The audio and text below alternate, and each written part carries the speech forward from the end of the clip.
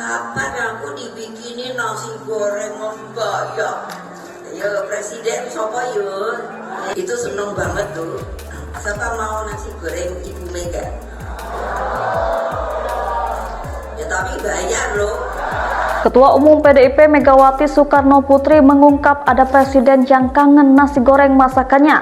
Bahkan sang presiden tersebut bolak-balik menanyakan kepada Megawati kapan dibuatkan nasi goreng lagi. Namun Megawati masih merahasiakan siapa sosok presiden yang menginginkan nasi goreng ala ketum PDIP tersebut. Sontak pembahasan soal nasi goreng tersebut mencairkan suasana di tengah acara resmi dan suasana penuh penghargaan. Megawati mengungkapkan kisah sederhana dan menggelitik soal nasi goreng buatannya yang dirindukan seorang presiden. Dalam pidatonya dalam malam penganugerahan Trisakti Tourism Award 2025 di Hotel Grand Sahid Jaya, Jakarta, Kamis 8 Mei 2025, Megawati mengaku dirinya sebenarnya piawai memasak, bahkan yakin jika mendaftar sebagai chef dirinya pasti diterima. Namun ia bercanda enggan masak untuk para kader partainya. Di balik canda itu, Megawati membuka sedikit cerita pribadi. Ada satu sosok yang selalu menanyakan dengan antusias tentang kapan lagi bisa mencicipi nasi goreng buatan tangannya. Sosok itu bukan sembarangan, melainkan seorang presiden. Meski tak menyebut secara eksplisit nama presiden yang dimaksud, pernyataan Megawati langsung menyita perhatian tamu undangan yang datang di acara tersebut. Megawati menyindir presiden tersebut yang bolak-balik minta dibikinkan nasi goreng sambil terkekeh. Megawati memang tidak secara spesifik menyebut nama Presiden Prabowo saat bercerita soal nasi goreng, tetapi diketahui Prabowo pernah makan dan memuji nasi goreng buatannya. Cerita sederhana ini sontak jadi magnet emosi di tengah hiruk-pikuk politik nasional dan panasnya isu pasca pemilu 2024. Gurauan Megawati ini menjadi fase yang menyentuh sisi manusiawi seorang mantan presiden.